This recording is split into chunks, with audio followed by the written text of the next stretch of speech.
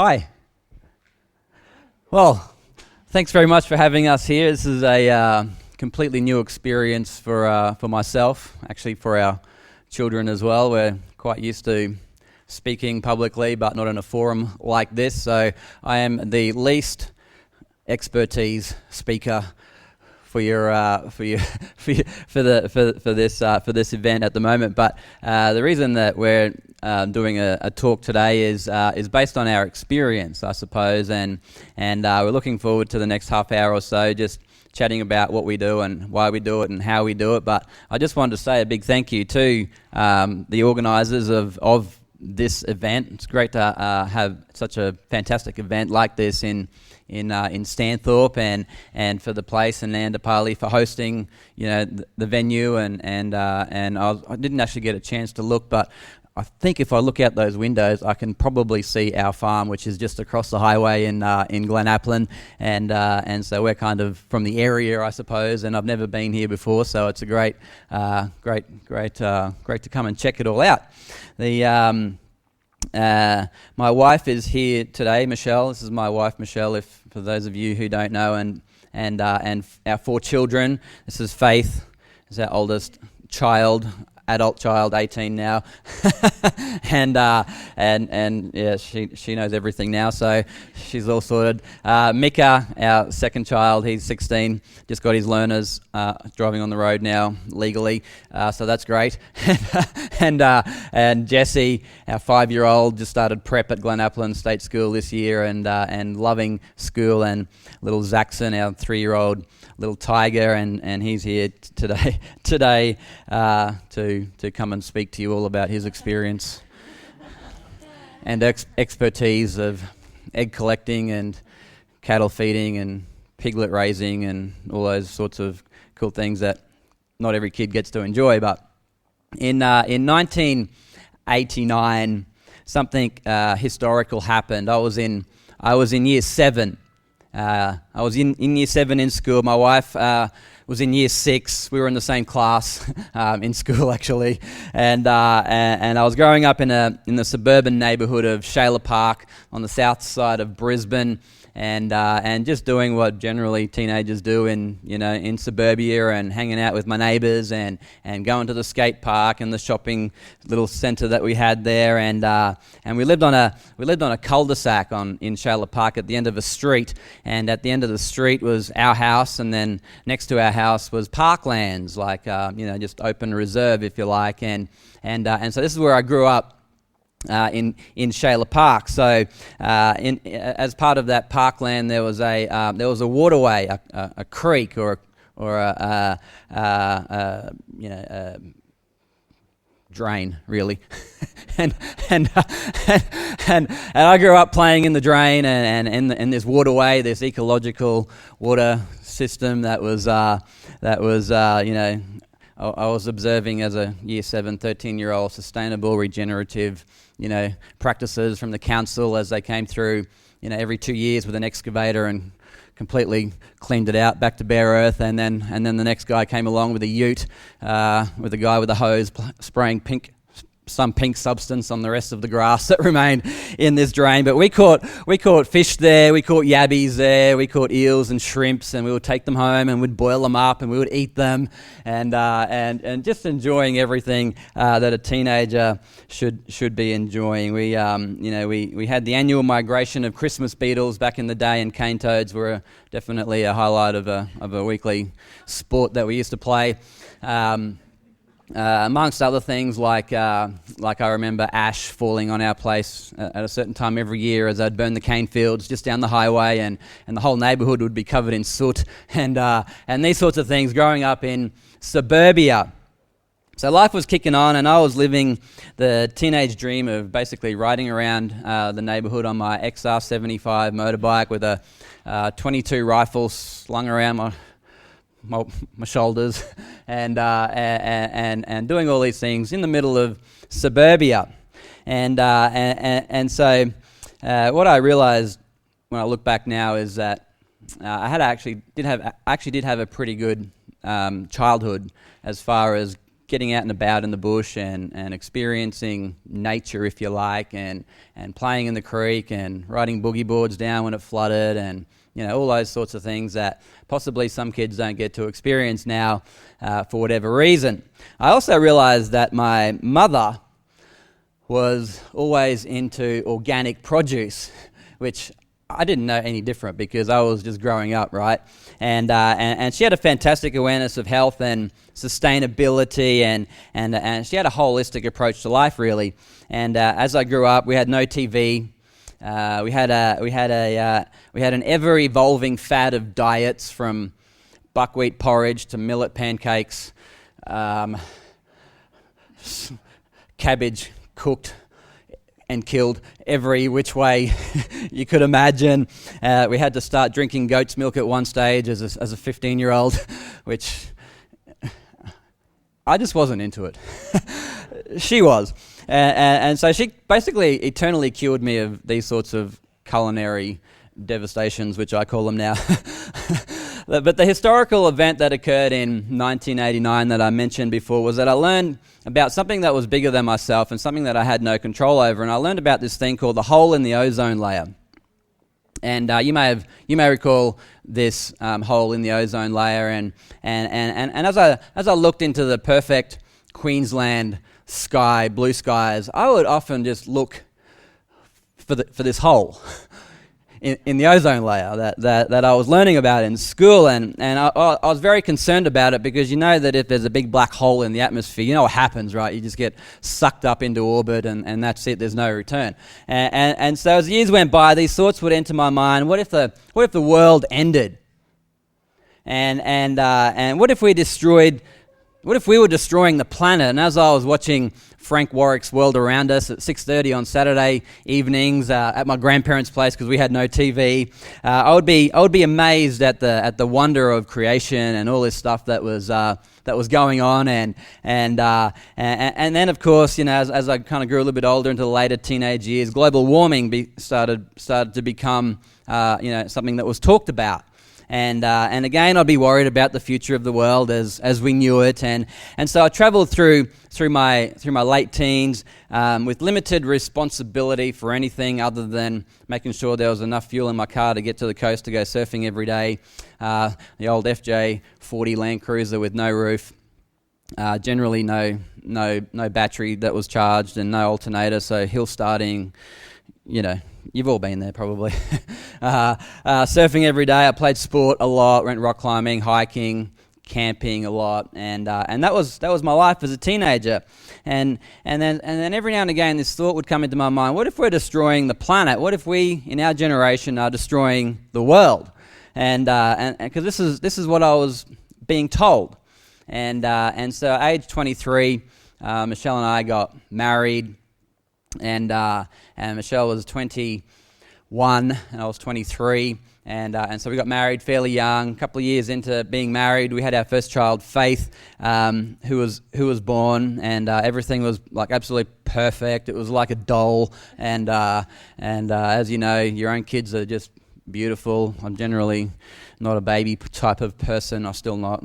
Generally, I am not a baby type of person, and so Faith was born. Everything was fantastic and fine, and so we thought, let's have another kid, because this is what we do. We live in suburbia. We have 2 kids. We have a nice home and a car, and send them to private school, and that's our life, right?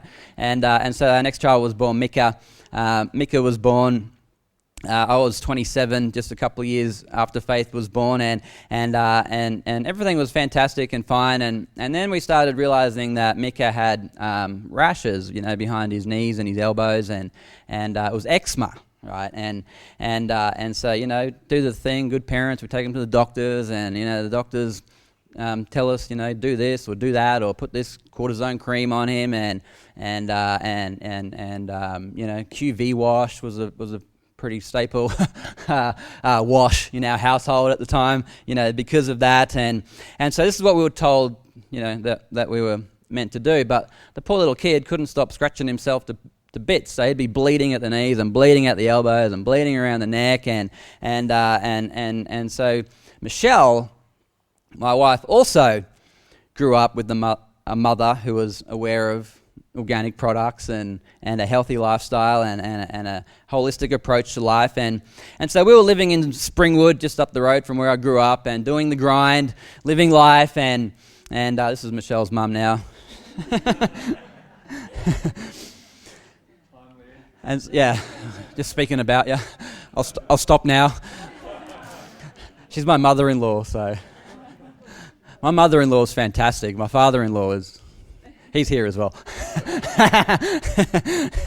So we were doing the grind, and we were trying to figure out what, Michelle was trying to figure out what was going on, and so she started, looking into a few things and researching different things, and so we changed some things in our lifestyle, in our home. We changed our soap products, our detergents. We changed our water supply from the town water supply that we had just in suburbia, which is safe, I guess, chlorinated but safe, which was safe. But we changed our water supply to tank water, and basically just changed our whole house over to tank water, which was actually. You actually weren't allowed to do that where we lived in Springwood, but we did it anyway, and council never came around, so that was fantastic. We added some vitamins and some mineral supplements to our diet, and we grew our own veggies. In our backyard in Springwood, and we had a chook pen, and so we were farming, right? and at 5 a.m. every Sunday morning before church, Michelle would go to Macrovat farmers markets and come back with boxes of fresh produce from the farmers markets, and so these were a few of the things that we changed in our lifestyle or in our household, and somehow, lo and behold, we stopped using cortisone cream on Mika and the QV wash, and miraculously somehow, it just started to clear up. And we thought, oh, this is all right. We'll keep doing this and investigate further and change a few more things. And lo and behold, he sits here today and hasn't had eczema since he was 3 years old or something like that. And you're good, right? Yeah, I'm all right. I'm all right. No scars, no scratching, no nothing. And so life went on for us in Springwood, and we really did have a great life. We had fantastic, health, on this health journey and this lifestyle sort of journey. We had great relationships. We lived next door to Michelle's parents in Springwood, which was lovely for them and fantastic for us as we dropped the kids off and see you later. Or maybe tomorrow or the next day.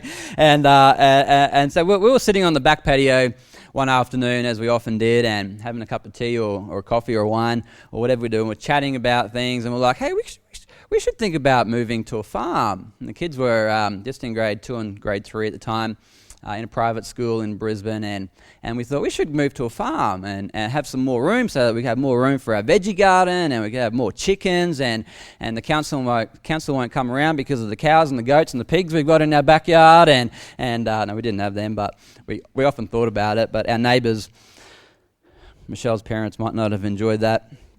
We did set up our chicken pen right beside their kitchen window, by the way, which is just under their main bedroom, and we did have roosters, and we were in suburbia, and so we're thinking about that, and we're talking about that, and we looked at farms around the district, and where we lived in Redland Bay and Mount Cotton area, and sort of all around there, and then we sort of started thinking, let's look a little bit further abroad. So about 100 properties later, through an amazing set of miraculous circumstances, we call it, we ended up here in Glen Applin.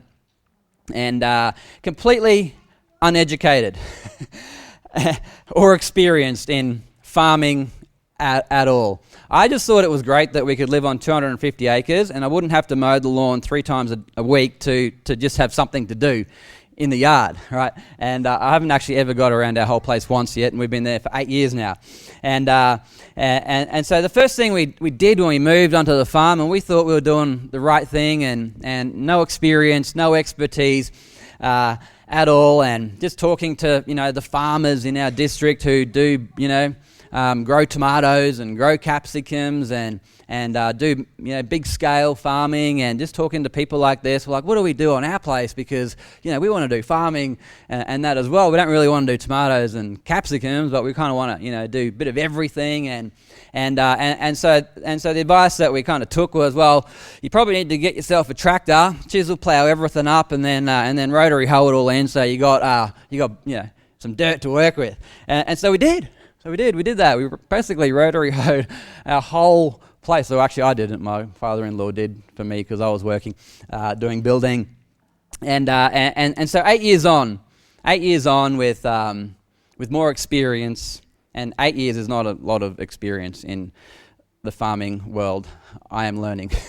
And I'm really looking forward to some of the speakers coming up after later on today, and really looking forward to hearing what Ray has to say from Samara Organics, and as I because we're just constantly continuing to learn and to figure stuff out as we go. And I listen to, and you probably heard of a few of these guys, but I watch YouTube videos of Alan Savory or Joel Salatin or Paul Grieve or people like this. I'm reading a book that the Tapscots gave me at the moment called Natural Farming by Pat Colby, and it's very informative for me as a rookie. And I'm just learning and trying to figure out stuff from people like yourselves who have been doing this sort of farming, organic farming, if you like, for a lot longer than me. So at the moment on our place, we call our farm Seventh Hand Organics. We're on the Severn River, and we have water and all this sort of stuff. So basically we have a permaculture, if you like, and we rotate stock and cattle and manage the grazing, and we have nearly 2,000 chickens, 1,500 chickens, something like that, and we kind of rotate the chickens around the paddocks with chicken tractors and collect the eggs every day and process them, and have our calves. We've got 42 calves, or 37 calves that have just been born like in the last couple of months. So everything's happening on the farm at the moment, which is amazing, and we've learnt all sorts of things about hydroponics and all different things, and constantly reading about soil and microbiology, and talking to Townie, who lives just up the road from me, about compost. I'm continually trying to memorize stuff that all these people are telling me, and adapt them to our place, and we make our own compost and all these sorts of things, which is really cool. But one thing I read an article actually in the paper this week, just a local paper, about healthy soils, and healthy soils make healthy food, which we understand that, and we're trying to do that, and I guess imitate that in a lot of ways. Here's my dilemma though, because I'm a builder by trade. I've always done building, and I've done building. We still do a little bit of building in town here in Stanthorpe, and Michelle, my wife, is a school teacher. But we really want to do sustainable farming, regenerative agriculture, and we really want to make that our lifestyle, right? And this is kind of like, this is my dilemma. It doesn't make very much money. Has anybody ever, am I the only one that has to keep topping the farm up from my off-farm income, or am I just doing something wrong, or is this the way that it kind of just has to be, or what? So more recent times I've just been trying to figure out how can we live on our farm with our 4 children and send them to school, and our 2 older kids go to private school in Warwick, and that's expensive, and fuel and wages and all these sorts of things is just expensive. And so I've been thinking, more recently, how do we make our farm work? Or how long do we have to keep doing what we're doing to see this exponential growth in our product that we've got to sell, or how do we make the farm make money enough to survive and live on, and not live on $50 a week basically. and so these are the thoughts that I've been thinking to myself, and obviously we get involved in a bit of direct selling of our product. Our mainstay at the moment is eggs. We were into cattle fairly heavily several years ago, and then the drought. You're all familiar with the drought, and and the cost of feed and trying to keep your cattle alive. And so we scaled the cattle right back. And I'm trying to work out in my head, and you guys will probably help me throughout the process of all of this. I'm trying to work out in my head how do we make, like if we do cattle, we get paid once every 18 months. And so how do we make money on the farm? And so we basically evolved into doing chickens and eggs, because eggs are something that you're going to get every day, so you've got a product to sell every day. So our mainstay on the farm at the moment for income is eggs, and we do direct selling to community groups in Brisbane. We sell at the markets, and you may or may not have heard of this, and this is probably something that'll become more and more prevalent, I guess, in purchasing your produce direct from a farmer. Facebook is a good tool, I guess, to use. It's a really bad master, but it's a great servant. And on Facebook, there's some groups that I've kind of discovered recently, and you may already know of this, but one of the particular groups that I've recently discovered is called Repo, R-E-K-O, where you can list the product that you've got for sale, and people will purchase it off Facebook and pay you directly into your account, and then there's a drop-off location just once a week for 1 hour where you just take your product, and everybody that's bought your product throughout the week will just come and pick it up, basically. It's not happening in Stanthorpe yet, but I know of a couple who are trying to get that set up in Stanthorpe, which would be fantastic. So there's all these sorts of avenues where we can sell direct to a customer, and I think I'm only just thinking out loud because we're living an experience, right? And we're not experts in this at all, but I kind of get the feeling that direct selling will probably be the way to go to make our farm make enough money for us to be sustainable and to be able to do it, because I guess in a nutshell, and I'm just wrapping this up, trying to figure out why we do what we do. All our children are living on the farm, and they're all involved in some way. And I am pretty big on generational legacy and handing something on to the next generation. And we have purposefully stayed away from chemicals and pesticides and Roundup and all these sorts of things from our place, because we want to hand something to our kids that is regenerative and can keep on going with what we've started. And so I do believe that we should all get on with doing our best for whatever area of interest is of your concern, and to think and plan further than your own generation, because we all know that society thrives when a man plants a tree they know they will never sit in the shade of. And so as a family, just kind of trying to figure out agriculture, that's our motto, I guess, is to plant a tree that I know I'll never sit in the shade of, but it's for the future. So thank you for having us at your Expo. And we did have slides, but Apple and Windows don't talk.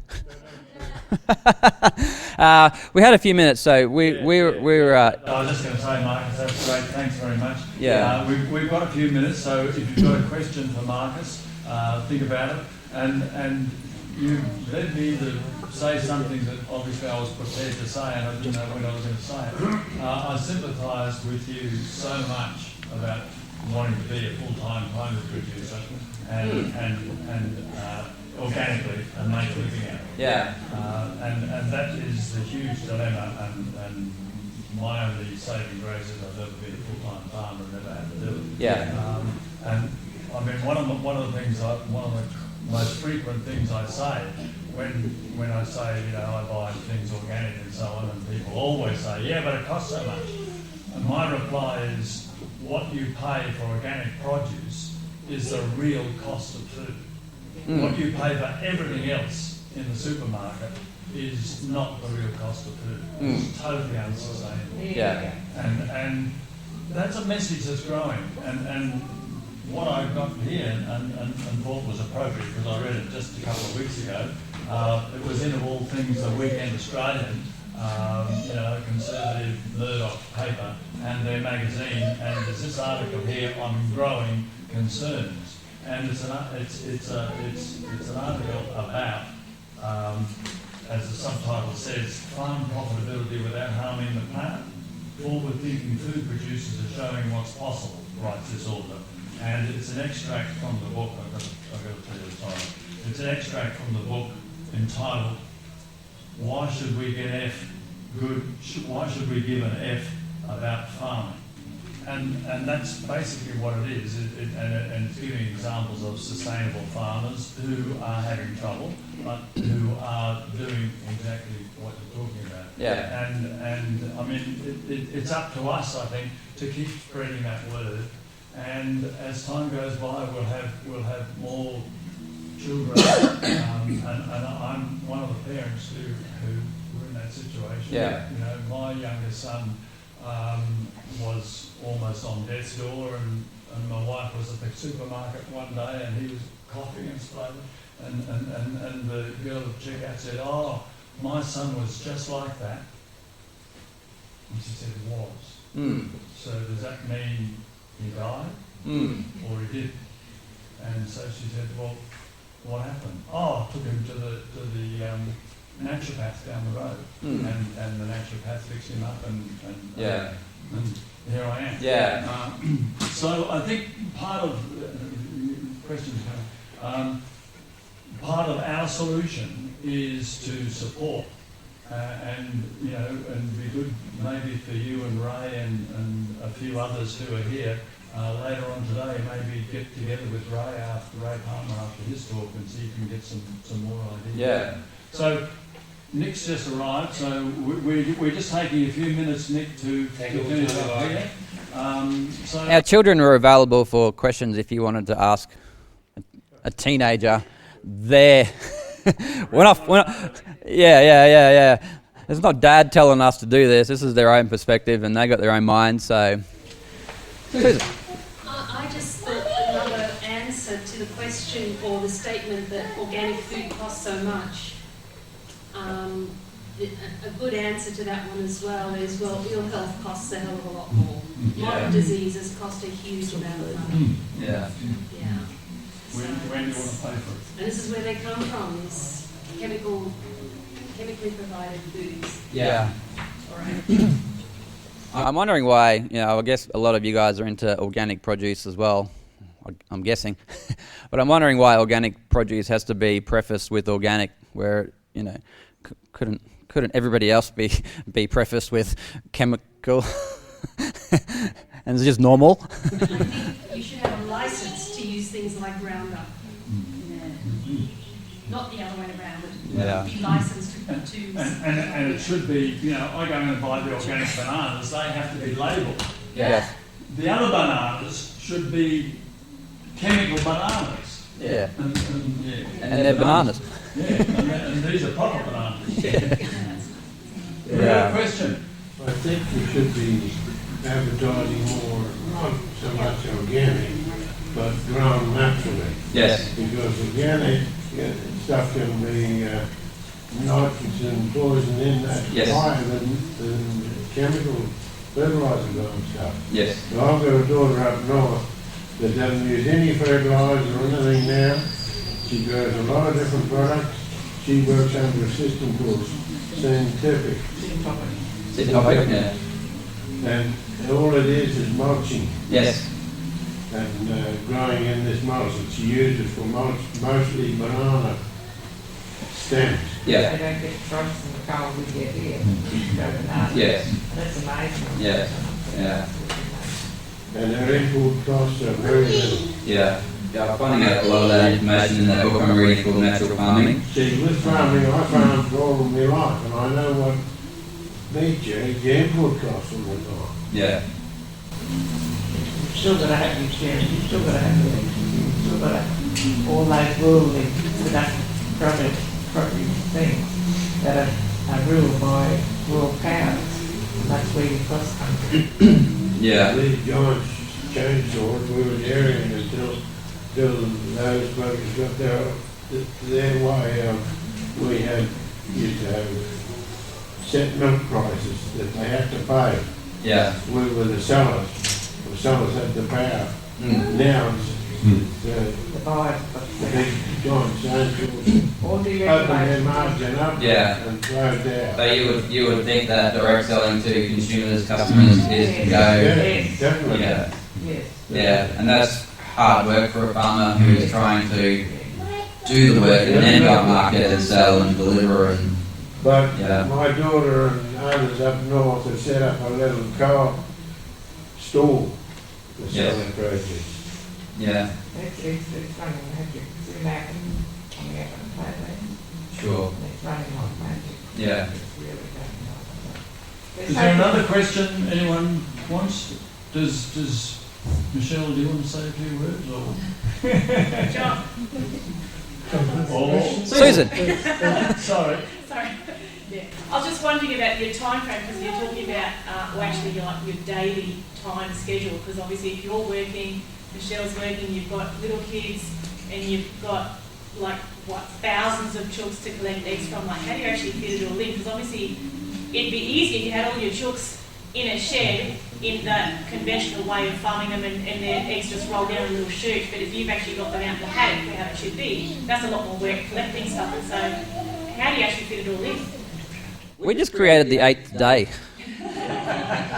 in the week. yeah, we've got lots of helpers. Obviously, time. The least amount of time you can spend doing something, the more things I guess you can do. So our chicken pens, our caravans that we've got in the paddocks, the chickens always go and lay their eggs there. And we do have roll-away egg laying, quarters for them to lay their eggs in. So our egg collection is actually not a massive big job. Our whole egg process for the day with that many chickens, 1,500 or so, takes us about 2 hours every day, 7 days a week. So, yeah, and so we don't do much on a Sunday other than feed them. So Sunday's work carries over to Monday. So Monday is a bit of a bigger day, but yeah. There is great. I love automation. Just try and find creative ways. Yeah. I just had a question around profitability and price. Obviously everything's market driven and you can get efficiencies and Yes. certain things, but for you to be more profitable, what's the increase in price that you think the market should come to make it? I would love to sell our eggs for the price that butcher shops in West End sell them for, $14 a dozen or thereabouts. Our maximum price is $8 a dozen, and it's a great question because you need to work that out, particularly for us, wanting to do farming sort of full time. It's, like I love doing it, but I don't love it that much so I don't have to eat or feed the kids. So $8 is our price for our largest size eggs, and I figured it, without including my time, like labour, because we don't employ really anyone, maybe somebody for 15, 20 hours a week, some weeks to help us with different things. So I figured that our cost of egg production is probably about $3 a dozen, something like that, not factoring time in. Okay, because if I was working doing my building hourly rate, like we'd have to sell our eggs for $20 a dozen. So I think the unsustainable thing in the economy at the moment is the rate of cost, wages, those sorts of things, and somehow, hopefully in my generation and the next decade or so, there'll be a bit of a scaling back of that so that it becomes more of a realistic comparison for time to product. You know what I mean? Yeah. So. You said you don't get a return from your cattle for 18 months. Why not put them off earlier? Because we're only new to this, so so we had to start with young cattle, and then we had to bring them all the way through and take them through the drought, and now finally our cows and our heifers that we had at the time are having calves, and so. Well, you should now be in a stage where you've built up to that stage where you will be able to put them off. Yes. That's why for us we're trying to think generationally so that our kids don't have to start from a -5 year sort of thing where there's nothing for 5 years and you've got to work 2 jobs and 3 jobs to try and make the farm work. And so for us now, our thinking and our story really is, what are we doing for the next generation, our grandkids, our So what happens, Markus, if Faith and Mika have a great career doing something else and they don't want to do farming? Is that going to make you sad? Nah, I got Jesse. He's definitely, you've got a Jesse too. He's definitely staying on the farm. Hey Jesse, you're going to stay on the farm, hey? Yeah, see? So you just got to have enough kids that one will want to go to the farm. Yeah, I'm of that vintage. I think of like that too, yeah, Donna? Markus, where are you currently distributing your product to? Our eggs at the moment. At the moment, what's your mainstream at the moment? So our mainstream for our eggs is cultural groups or family groups in Brisbane, where we will deliver boxes of eggs, so 15 dozen in a box. We would deliver boxes to their garage, essentially, and then people will come and pick them up from there, and then that's where most of our eggs go. Although this week I thought, stuff it, I'm hitting the main street, so I went and saw every cafe. Everyone that uses eggs in Stanthorpe now knows me because I'd rather sell them here than there. So that's where we're headed. I don't want to take up your time at all, Nick, because you're amazing, and we see Nick regularly. In actual fact, Nick fit Mika in this morning. Yeah. So thanks very much for your time, everybody, and hand it back to John.